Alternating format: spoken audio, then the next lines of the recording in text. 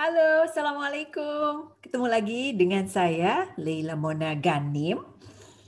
Dan hari ini saya akan mengajak kembali membahas tentang komunikasi antar pribadi. Yang bahasan ini merujuk kepada buku ini nih, buku komunikasi antar pribadi yang ditulis oleh Prof. Budiatna dan juga saya. Prof. Budiatna ini suhu bagi saya dan beliau orang yang saya sangat hormati dan sayangi. Hari ini yang spesifik saya akan ajak bahas adalah tentang teori Miller ya. I like teorinya Miller dan saya ingat betul bagaimana Prof. Budiatna mengingatkan ini nih Bapak komunikasi antar pribadi. Dan dengan kajian yang disampaikan oleh Miller ini, dengan sangat mudah memetakan bagaimana memahami interaksi antar pribadi ini berarti kita ini harusnya kayak gimana sih sama dia nih berkomunikasinya gitu ya. Di dalam bahasan video sebelumnya saya sudah elaborasi, ini adalah pendalaman supaya lebih ringan menyimaknya ya. Jadi Miller sama Steinberg ini memprediksi bagaimana kita berinteraksi sama orang lain itu pakai modalnya apa ya gitu. Bisa pakai kultural, sosiologis, dan psikologis. Umumnya hubungan kita ini kultural. Kita kenal sama orang ya berarti gitu-gitu aja deh gitu ya. Itu kultural, cenderungnya modalnya kita pakai budaya aja. Ya ketemu orang, sapa dan lain sebagainya karena kita biasa menggunakan budaya tersebut. Atau misalnya sikap-sikap kita banyak sekali dipengaruhi oleh budaya. Kemudian lebih lanjut lagi, kita bisa kenal dengan tingkat sosiologis. Artinya dengan peran-peran. Oh, kita tahu dia siapa, kita siapa gitu ya. Oh ini ketemunya sama RT nih, berarti saya kepada Pak RT harus gimana, kepada Pak RW harus gimana. Oh ini ketemunya sama polisi nih, berarti harus gimana. Ketemunya sama dokter nih harus gimana, dan lain sebagainya. Hubungan tingkat kultural cenderung singkat. Hubungan tingkat sosiologis paling lama. Biasanya karena kita tahu nih siapa dia dan lain sebagainya. Atasan, bawahan, karena tahu peran-peran masing-masing gitu. Interaksi kita dengan orang tersebut itu tingkat sosiologis paling lama. Tingkat psikologis bisa jadi lama, bisa jadi singkat. Ini tergantung kesepakatan dua orang tersebut begitu ya. Nah, perbedaan pokok dari antar pribadi dan non antar pribadi. Non antar pribadi itu merujuk kepada kultural dan sosiologis, antar pribadi merujuk kepada psikologis gitu ya. Nah, antar ini dua orang ini hubungannya adalah sosiologis karena beliau adalah petugas ya. Ini adalah warga gitu ya, warga negara yang ingin nanya ke petugas misalnya gitu. Jadi masing-masing tahu, oh dia petugas berarti saya bisa nanya sama dia. Kalau dia ini adalah ibu rumah tangga atau seorang gadis saja, ini mungkin nanyanya akan lain gitu. Bisa jadi nggak nanyain tentang apa dan lain sebagainya. Jadi pilihan dia untuk berkomunikasi dipengaruhi oleh peran masing-masing. Ini bisa jadi situasinya adalah psikologis ya, persahabatan, pertemanan atau dalam konteks yang sosiologis juga. Misalnya masing-masing tahu ini teman aja gitu, teman aja. Beda sama sahabat ya, beda sama sahabat ya. Bisa saja. Jadi ini bisa jadi bermacam-macam interpretasinya. Kecuali kita sudah tahu betul, kita bisa mengatakan seperti apa.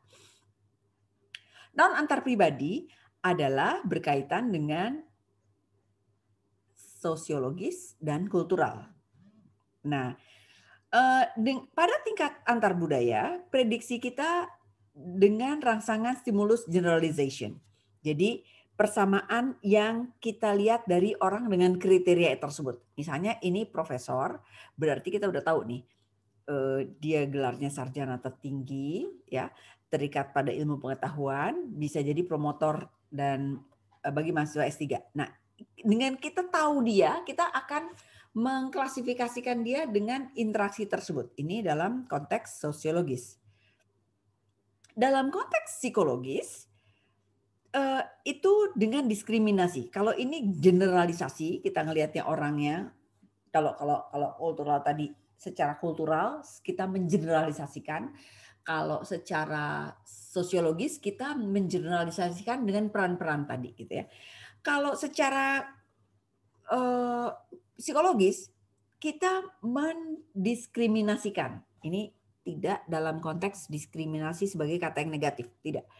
Tetapi kita membuat perbedaan kita dengan dia itu beda sama orang lain gitu. Misalnya, saya punya sahabat, namanya Dian misalnya gitu ya. Ketika saya berkomunikasi sama Dian, saya akan bedakan dengan saya berkomunikasi dengan Tuti misalnya begitu. Dian karena sahabat dekat, jadi saya bisa ngobrol macam-macam sama dia. Kalau ke Tuti, saya akan ngobrolnya sebagai teman begitu. Nah, ini adalah perbedaan psikologis. Perbedaan psikologis. Jadi prediksi berdasarkan perbedaan rangsangan bukan pada generalisasi rangsangan. Jadi karena saya ingin menjelaskan ini terminologi dari Miller yang gini nih interpretasinya begitu ya. Mungkin ini kata-katanya memang agak berat begitu ya, atau agak tidak umum gitu. Tapi saya ingin mengingatkan bahwa yang dimaksud oleh Miller adalah ke sana begitu. Jadi kita akan membedakan ketika kita berhubungan dengan psikologis. Seperti misalnya saya punya sahabat, misalnya Dian tadi. Saya ke rumah Dian, saya akan bilang, Dian, aku mau minta kopi dong, gitu. Boleh aja ngomong seperti itu kepada Dian. Tetapi saya mungkin tidak akan berani seperti itu kepada Tuti, gitu. Atau misalnya saya ketemu sama polisi, saya nggak akan berani bilang, Pak polisi minta kopi dong, gitu. Nggak akan berani, gitu. Jadi kita mengeneralisir peran polisi adalah peran yang seperti ini, berarti sikap kita seperti apa. Karena ada perbedaan, membedakan kekhasan hubungan saya dengan Dian tadi, saya akan membedakan khusus untuk dia seperti itu. Implikasinya, interaksi awal jarang bersifat antar pribadi. Jarang sekali kita ketemu langsung jump in seperti itu. Ini karena sudah ada proses, kenal lama dan lain sebagainya begitu ya. Sedikit sekali di masyarakat dapat dikategorikan komunikasi antar pribadi. Kenapa? Komunikasi antar pribadi perlu dirawat, perlu dijaga hubungannya karena konteksnya sudah dekat sekali gitu. Jadi kesepakatan bagaimana sikap kita dalam berperilaku sama dia itu karena kita udah deket banget, udah ngerti, aku maunya kamu gini, aku maunya aku diginiin dan lain sebagainya, itu karena kita komunikasi antar pribadi tersebut. Ini contoh ini misalnya, ini adalah seorang yang di bank misalnya, di hotel misalnya gitu. Ini yang berkunjung ke hotel misalnya gitu ya. Dia akan bersikap dengan sosiologis. Dia tahu perannya sebagai orang yang resepsionis di hotel. Ini dia tahu perannya sebagai orang yang mau menginap di hotel. Jadi masing-masing tahu perannya. Hubungan pada sosiologis, kebanyakan orang menghabiskan waktu dalam sosiologis. Ini mirip dengan kultural, bedanya sosiologis diprediksi berdasarkan keanggotaan. Apa itu maksudnya keanggotaan? Terminologinya mungkin agak aneh, tetapi yang dimaksud keanggotaan tadi, oh dia ini anggota polisi, oh dia ini warga negara, dan lain sebagainya. Jadi tahu, masing-masing tahu peran masing-masing. Di tingkat sosiologis itu juga dibedakan antara formal dan informal. Misalnya begini, hubungan sosiologis formal, kita itu akan berhati-hati berkomunikasi gitu. Misalnya di dalam dinas militer ya, dalam konteks militer itu antara misalnya kopral sama jenderal itu pasti akan beda banget cara berinteraksinya gitu. Masing-masing sudah tahu ini dia mana, dia siapa dan lain sebagainya. Jadi untuk supaya enggak salah berkomunikasinya, masing-masing harus belajar cara berkomunikasi dengan orang di jabatan itu gitu. Supaya jangan salah. Misalnya seorang resepsionis, mau berkomunikasi dengan tamu hotel. Dia harus belajar bagaimana cara berkomunikasi dengan tamu hotel.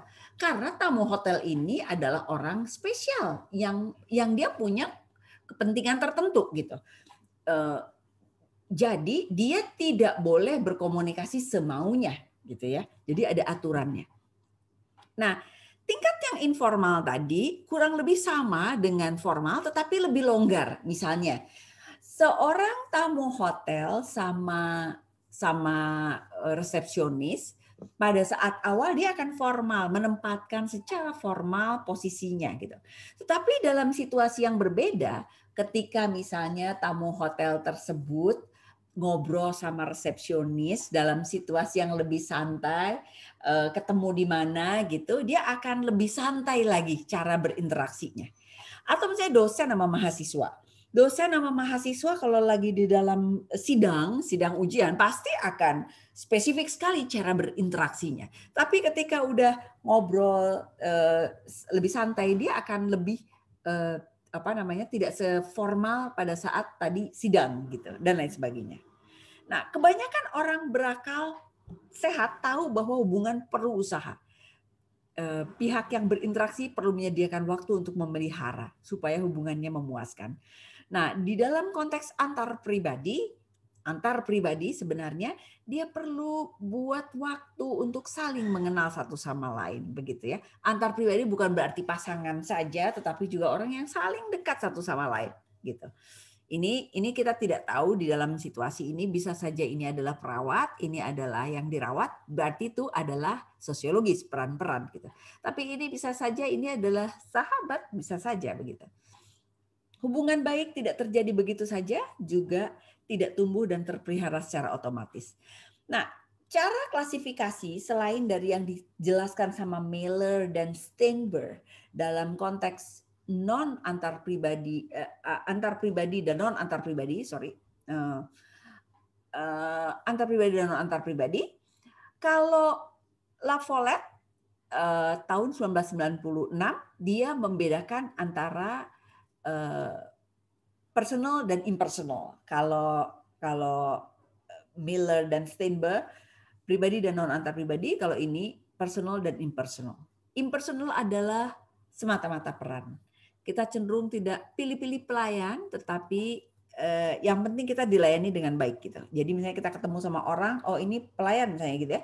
Nah kita impersonal, jadi kita nggak terlalu oh ini harusnya kayak gini. Udah apa aja, kecuali ada pertimbangan tertentu. Personal, ketika orang saling mengungkapkan informasi, memenuhi kebutuhan personal masing-masing, ini seperti konteksnya yang disebutkan sama Miller dan Steinberg. Ini maksudnya hubungan personal. Oke, kita akan bahas lebih lanjut di dalam pembahasan berikutnya. Sementara itu dulu untuk pembahasan saat ini. Semoga menginspirasi dan stay tune di LMG Communication Channel. Di sini kita akan bahas baik praktikal maupun theoretical tentang komunikasi dalam berbagai bentuknya. So, subscribe, like, share, and comment ya, supaya saya tahu nih harus bahas apa lagi begitu ya. Thank you very much. Sampai ketemu di pembahasan berikutnya. Bye bye. Wassalamualaikum warahmatullahi wabarakatuh.